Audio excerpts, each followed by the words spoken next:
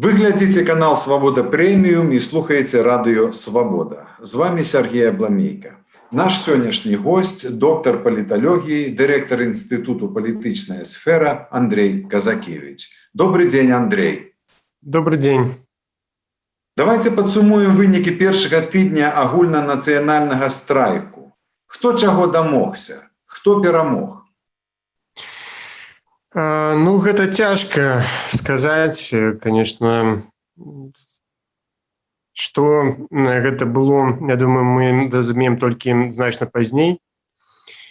Відавочна, што пратэсныя сілы, альтэрнатыўныя палітычныя сілы, яны здолелі мабілізаваць дастаткова вялікую колькасць людзей, даць новы імпульс пратэстам. І гэта тычыцца і нядзельнай акцыі, з якой все пачалося, і спробаў страйкаў, і нават паспяховыя спробы мы мелі, і актывізацыі студэнтаў у гэты тыдзень. Таксама шматлікія акцыі пратэсту на працягу тыдня. І гэта паказала, што все-таки пратэстны патэнцыял, гатоўнасць людзей выказваць сваю палітычную пазіцыю дастаткова моцна. Ён захоўваецца. І ўлады з гэтым вельмі мала што могуць зрабіць. Ну, але пры гэтым все-таки маштабы і характар акцый не змянілі пакуль што палітычныя расклады. Улада, ну, все-таки, дзякуючы толькі, конечно, в асноўным, дзякуючы пераважна рэпрэсіўным захадам, застаецца адносна стабільнай. Прынамсі, мы не видим, што гэта прыняло да адразу хуткага абвастрэння палітычнага крызісу. Хутчэй, мы проста бачым яшчэ адзін этап зацяжнога палітычнага крызісу ў Беларусі, зацяжнога супрацьстаяння паміж уладай, якая ўжо відавочна дэлегітымізаваная, якую падтрымлівае толькі меншасць насельніцтва, і пратэсным рухам, які вельмі актыўны, які вялікі, але які мае мірны характар. Адпаведна, ён не мае механізма хуткага змены ўлады, захопу гэтай улады. І адзіны механізм ці адзіная тактыка для яго застаецца толькі доўгатэрміновы ціск на дзеючую ўладу, каб у выніку прымусіць яе да палітычных змен і ўрэшце да правядзення новых выбараў. Палітычнай рэформы, да, і новых выбараў. Некаторыя палітолагі называюць гэта парытэтам, які ўзнік зараз у Беларусі паміж уладай і грамадствам. Вы згодныя? Это парытэт? Ну, я б не сказал, что это паритет, потому что паритет слова значит, что ободва бакі маюць аднолькавы патэнцыял, аднолькавую сілу. Я б так не сказал, пазіцыі яны вельмі асіметрычныя паміж уладай і грамадствам. З аднаго пункту гледжання сіла на баку улады, але пытанне от легітымнасці правоў і грамадская падтрымка, яна на баку пратэсту. Таму гэта хутчэй вот этот вот stalemate, як бы такія, ну, вот менавіта характар супрацьстаяння, у якім сапраўды пакуль што ніводзін з бакоў не можа перамагчы. Але, напэўна, все-таки парытэт гэта не зусім тое слово, якое адлюстроўвае сутнасць той сітуацыі, што мы маем. А чаму, уласна кажучы, улада не можа перамагчы, калі мае ў сваіх руках усю сілу? Часам сцвярджаецца, што дзеянні сілавікоў неэфектыўныя, калі улады разумеюць, што не кантралююць сітуацыю, ну і што ім не падпарадковваюцца грамадзяне. І тады яны нібыта не ў стане кіраваць краінай. Але ўсё ж вот цікава, але сіла ж ёсць. Недавно Станіслав Богданкевич сказаў, што стагнацыя гэта можа працягвацца вельмі доўга. Ну, ён гэта сказаў, але мы не так шмат ведаем прыкладаў, тым больш мы не кажам пра сітуацыю стагнацыі, мы маем сітуацыю вострага супрацьстаяння паміж рознымі грамадскімі сіламі.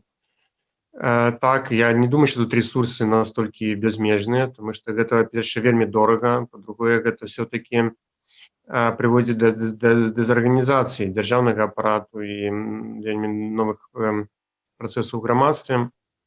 Чаму не можа стабілізаваць? Таму што толькі сілы для ўлады мала. То есть это мінімум 3 ёсць крыніцы ўлады, это калі вельмі так спрочна казаць, да? То есть гэта грошы, салідарнасць і сіла. Каб улады мелі хаця бы 2 гэтых механізма ўплыву, да, ці, скажем, дастатковыя рэсурсы для ажыццяўлення 2, то, напэўна, гэтага хапіла. Але з фінансавага пункту гледжання ўсё вельмі кепска. Мы ведаем, што Беларусь перажывае эканамічны крызіс, хутчэй за ўсё ён будзе вельмі глыбокім. Ніхто не дае нейкіх выратавальных грошаў для ўлады, ні Расія, ні Кітай, тым больш нельга казаць пра Захад, што мы будзем такім выратавальнікам. І, напэўна, можна было б заліць грашыма грамадства, у выніку купіць ягоную новую лаяльнасць, але для гэтага няма магчымасці. Ну і тое, што назваў салідарнасць, салідарнасць, можа, зноў жа, такой тут умоўны тэрмін, ён проста значыць, што людзі проста вераць у гэту ўладу, што яны сябе атасамляюць з ёй, лічаць, што яна все робіць правільна, там, да, і лічаць ее легальнай, легітымнай і гэтак далей. Ну, зараз, відавочна, гэтага няма, да, грамадства у большасці сваёй не лічыць дзеянні ўлады правільна, яно бачыць пастаяннае парушэнне закону, а існуюць вялікія пытанні наконт таго, наколькі ўвогуле Лукашенко мае права заставацца прэзідэнтам. І у выніку, да, якім чынам улады могуць выправіць гэтую сітуацыю, абсалютна незразумела. Напэўна, толькі праз новыя выбары, праз спыненне рэпрэсій, выпуск палітзняволеных, але пра гэта таксама справа не ідзе. Таму атрымоўваецца сапраўды ва ўладах сучасных у Александра Лукашенка засталася толькі сіла ў якасці рэсурса для захавання сваіх пазіцый. Але гэтага вельмі мала для таго, каб вырашыць сітуацыю палітычную. Магчыма, гэтага пакуль што хапае для таго, каб яе ўтрымліваць. Хаця я не думаю, што такая сітуацыя можа цягнуцца доўга, яшчэ раз гэта адзначу. Але відавочна, што гэтага недастаткова, адназначна недастаткова, каб стабілізаваць сітуацыю, каб вырашыць гэты палітычны крызіс на сваю карысць. Гэтага, хутчэй за ўсё, не атрымаецца. А што стаіць, на вашу думку, за адстаўкамі сілавікоў, у прыватнасці Караева і Барсукова? Іх кінулі на мяцежныя вобласці, ці акуратна прыбралі, яны сталі нейкай пагрозай асноўнаму кіраўніку? Або тут ёсць роля Масквы, калі мець на ўвазе візіт кіраўніка службы знешняй выведкі Расіі Нарышкіна перад гэтымі адстаўкамі? Якое ваше меркаванне на гэта? Я тут толькі меркаванне магу выказаць, так як нейкай такой вялікай колькасці інсайдэрскай інфармацыі я тут не маю. Мне такое адчуванне, што гэта вынік, па-першае, стомленасці, рэальна стомленасці і праваахоўчых органаў, і дзяржаўнага апарату ўвогуле, таму што гэта сітуацыя зацягваецца, незразумела, як яе вырашаць, і людзі, канечне, знаходзяцца пастаянна ў стрэсавым стане. То есть яны пастаянна вымушаны парушаць закон, ім пастаянна кажуць, што яны ледзьве не павінны забіваць людзей заўтра на акцыях. Многія з іх разумеюць, што яны могуць быць пакараныя за гэта, да, што сітуацыя вельмі нестабільная, і сігналы і ад грамадства, і ад Расіі, і ад Захада, яны хутчэй такія, не зусім для іх спрыяльныя.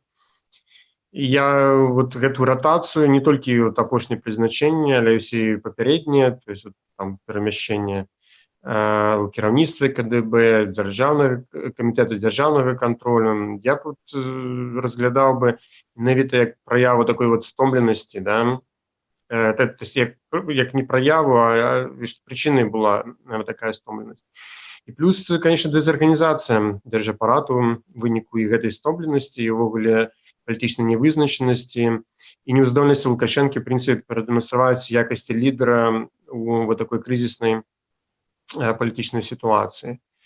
То есть ўсё гэта разам прыводзіць да таго, што ну, вот Лукашенко мусіць нейкім чынам мабілізаваць свой дзяржаўны апарат, ён мусіць нейкім чынам іх зрабіць вот больш знайсці нейкія новыя ресурсы для таго, каб вот яго мабілізаваць.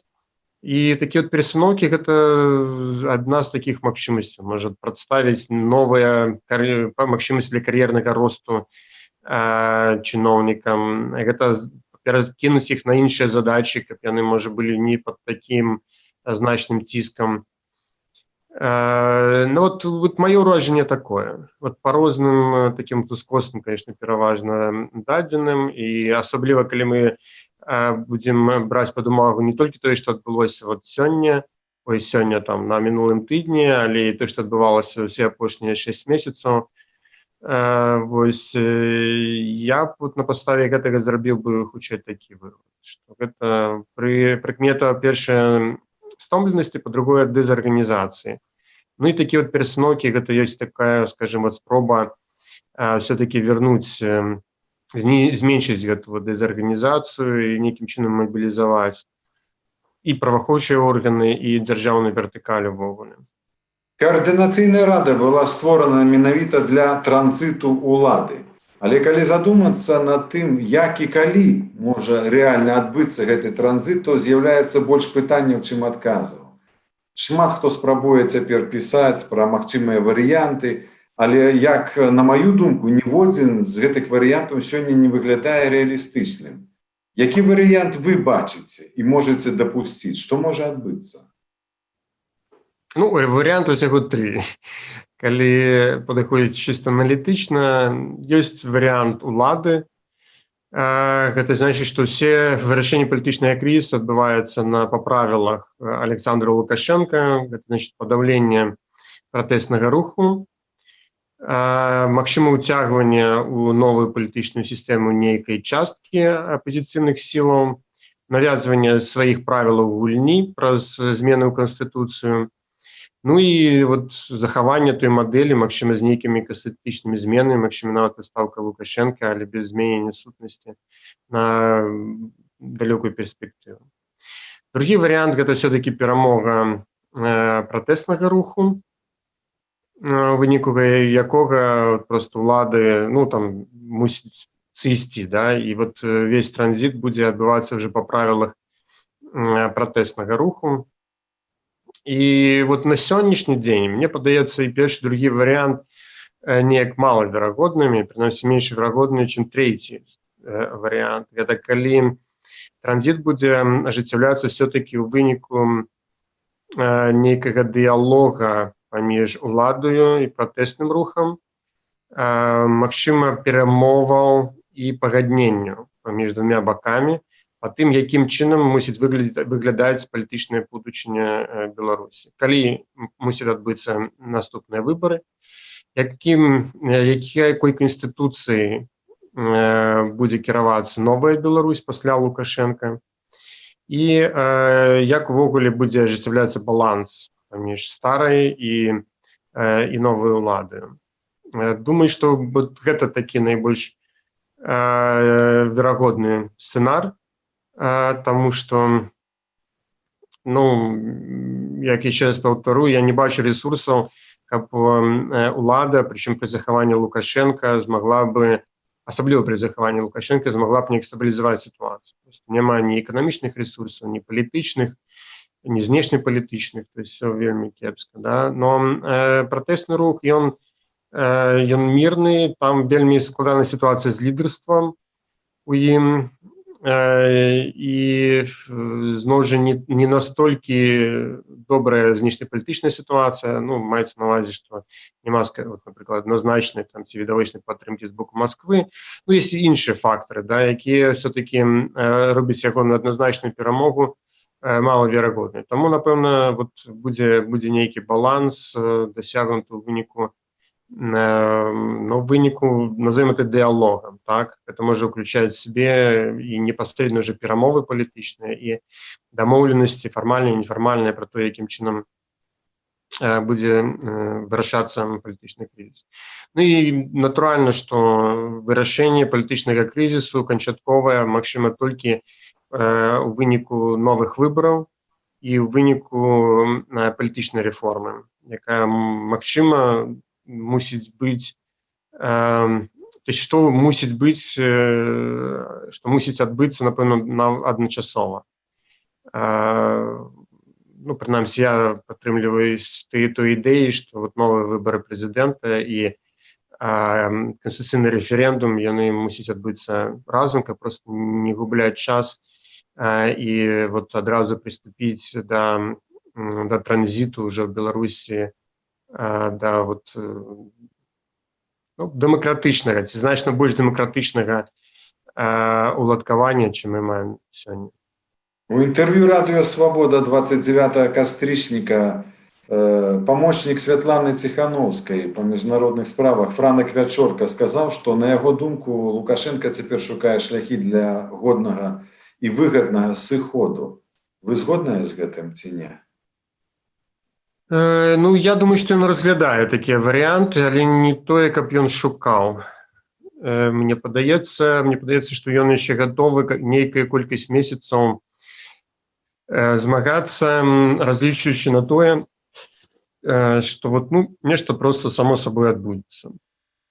То есть, што пакуль што ресурсы ёсць нейкія запасы эканамічныя, рэзервы эканамічныя, якія можна выкарыстоўваць. Існуе сілавы апарат, існуюць іншыя механізмы уплыву на сітуацыю. І ў такой сітуацыі ён проста будзе цягнуць. Да, ёсць, напэўна, спадзевы, што зараз запусціцца рэформа канстытуцыйная, і ў выніку таксама нейкае святло ў канцы тунэля пачне з'яўляцца. Напрыклад, там Расія перастане аказваць ціск, ці ўнутры краіны людзі задаволяцца такімі рэформамі. То есть разлік робіцца на тое, што неяк само сабой все адбудзецца. Урэшце рэшт ніхто ж не выключае, што не можа выключыць верагоднасць нейкіх надзвычайных падзеяў, акрамя таго, што я пералічыў. Ну, напрыклад, як Украіна здарылася ў 13-14 годзе, якая цалкам змяніла ўсю сітуацыю ў рэгіёне і пазіцыю тады Александра Лукашенка. Можа, зацягваючы сваё прабыванне да ўлады, можа нешта такое адбыцца ў нашым рэгіёне, звязанае з пандэміяй, з эканамічным крызісам, таму што ён характэрны далёка не толькі для Беларусі. То я думаю, што стратэгія зацягнуць. Такі сцэнар, напэўна, пра які казаў Франак, ён разглядаецца, але пакуль што не ў кантэксце пошуку адыхода, але толькі як такі запасны варыянт. Асноўны варыянт, гэта все-таки пацягнуць час, пазмагацца, там, хто ведае, можа, там раптам все само сабой уладкуецца. Ну, это прычым вельмі характэрна для палітычнай стратэгіі Лукашенка, калі узгадаць всю яго палітычную кар'еру, он ніколі не любіў доўгіх палітычных стратэгій, некага такого доўгатэрміновага планавання. Все заўсёды было звязана з нейкімі такімі тактычнымі, кароткатэрміновымі крокамі. Ну, зараз гэта тактыка стала яшчэ больш такой відавочнай і прыняла такі завершаны, цэласны характар. Просто утрымлівацца і не думаючы асабліва там пра доўгую перспектыву. Ну, бачыце, все пытанні, якія я вам задаю, вымагаюць такога прагнастычнага характару. 29 кастрычніка Пуцін заявіў, што бачыць вырашэнне крызісу ў Беларусі ў дыялогу ўсіх палітычных сіл і падкрэсліў менавіта ўсіх. Я недавно чытаў артыкул у нямецкай газеце Die Welt, аўтар якога усе ключы для вырашэння крызісу ў Беларусі бачаць у Маскве. Масква тое, там Масква гэтае. Яны нават напісалі, што Пуцін, маўляў, можа дапусціць прэм'ерства Бабарыкі пры самаабвешчаным Лукашэнку. Гэта цытата. Аўтары гэтага артыкулу разважалі так, нібыта беларускі народ, яго пазіцыя, воля і дзеянні практычна ніякае значэнне не маюць у вырашэнні гэтага крызісу і ніякай ролі не адыгрываюць. Усё, маўляў, вырашае Масква. Такая пазіцыя ў Нямецчыне. Што вы думаеце на гэты конт? Ну, я ведаю, што ў нямецкай пазіцыя значна больш складаная, і далёка не ўсе палітыкі думаюць менавіта такім чынам. І нават сказаў бы, што абсалютная большасць так не думае. Для нямецкіх палітыкаў вельмі важна, што адбываецца менавіта ў грамадстве беларускім, і без гэтага не было б падтрымкі пратэснага руху, не было б сустрэчы са Святланай Ціханаўскай, і шмат чаго яшчэ не было. Таму я разглядаў бы гэта хутчэй як персанальную думку асобнага журналіста. Тое, што Пуцін кажа пра інклюзіўны дыялог, гэта я лічу, што вельмі добра, таму што на самой справе гэты тэзіс пра неабходнасць інклюзіўнага палітычнага дыялогу, нацыянальнага дыялогу ў Беларусі, гэты тэзіс агучвалі абсалютна ўсе знешнія актары. Калі паглядзець на заявы Еўрапейскага звязу, асабліва адразу пасля выбараў, Злучаных Штатаў, і нават там значна больш аддальных краін, як там Японія, там, да, і іншыя, якія выказваюць многіх іншых, якія выказваюць па беларускім пытанні, гэта гучала. І гэта сапраўды, я лічу, вельмі важна, і, конечно, гэта адзін з такіх, важных і пажаданых механізмаў вырашэння гэтага крызісу. Але, нацыянальны дыялог, гэта ўжо значыць, што мусіць быць уцягнуты ў розныя сацыяльныя і палітычныя сілы. І без беларускага грамадства гэта немагчыма. Таму я сказаў, што аўтары гэтага артыкулу, яны не зусім улічваюць сітуацыю on the ground, што называецца, да, тое, што адбываецца ў беларускім грамадстве. Так, конечно, ўплыў Расіі ён значны, ён вялікі, механізмаў уплываў шмат, але уплываў на беларускае грамадства, на асобныя палітычныя сілы. Прапанаваць, скажем так, некую канкрэтную схему і думаць, што у Беларусі і грамадства, і ўлада будуць гуляць па гэтай схеме, гэта вельмі наіўна было б з боку Крэмля, яны нават не спрабуюць гэта рабіць. Крэмлю важна стаць у пазіцыю, як мне падаецца, да, брокера паміж рознымі палітычнымі сіламі Беларусі, да, ці, скажем, задаць нейкі вектар, рамкі для палітычнай рэформы ў Беларусі, транзіту ўлады ў Беларусі. Але так, скажем, каб абсалютна дэтальна ў ручным рэжыме кіраваць працэсамі ў нашай краіне, я думаю, што проста ні ресурсаў, ні жадання, ні разумення, як гэтага рабіць у Крамля няма. Таму ўплыў будзе, ўплыў ёсць, але я б яго таксама не перабольшваў. Все адно кіраваць гэтай краінай давядзецца і вырашаць гэты крызіс давядзецца самім беларусам. Магчыма, пры пасярэдніцтве знешніх краін, это можа быць Еўрапейскі звяз, Расія, напэўна, толькі у такой звязцы, я прынамсі гэта бачу. Але все адно гэта будзе на 80-90% унутраная справа. Для России это по великому рахунку что важно? То есть важно иметь прадказальнага партнёра, гэта па-першае, а па-другое, каб не былі перайдзены чырвоныя лініі, то есть быў захаваны статус-кво у двухбаковых стасунках. Это значит захаванне Беларусі ў ОДКБ, захаванне ЕАЭС, захаванне саюзнай дзяржавы, і захаванне Беларусі у выніку у арбіце расійскай знешняй палітыкі. Але гэта не абавязкова прадугледжвае вельмі глыбокую мяшанне ў знешнепалітычны крызіс, мае на ўвазе стварэнне новых палітычных сілаў, фінансаванне палітычных сілаў, подкуп палітыкаў. Выключаць гэтага нельга, але з іншага боку, зноў жа, фінансавыя рэсурсы не безмежныя, это па-першае. Па-другое, палітыка Расія за апошнія 30 год показала, што па вялікаму рахунку гэта не вельмі эфектыўна. І тыя палітыкі, якія атрымлівалі шмат грошаў, маглі здраджваць, альбо яны маглі становіцца непапулярнымі і в выніку прайграваць выбары, это былі не вельмі такія, скажем, ну, бессэнсоўныя інвестыцыі ў выніку, так? Вот, таму Расіі трэба больш думаць пра інстытуцыйныя рэчы, а не пра асобу. Я думаю, што паступова, чым далей будзе паглыбляцца беларускі крызіс, тым больш яны будуць думаць у гэтым накірунку. Дзякуй, Андрей. Гэта быў канал Свабода Прэміум. Госцем эфіру быў доктар паліталогіі, дырэктар інстытуту палітычная сфера Андрей Казакевіч. Вёў гутарку Сергей Абламейка.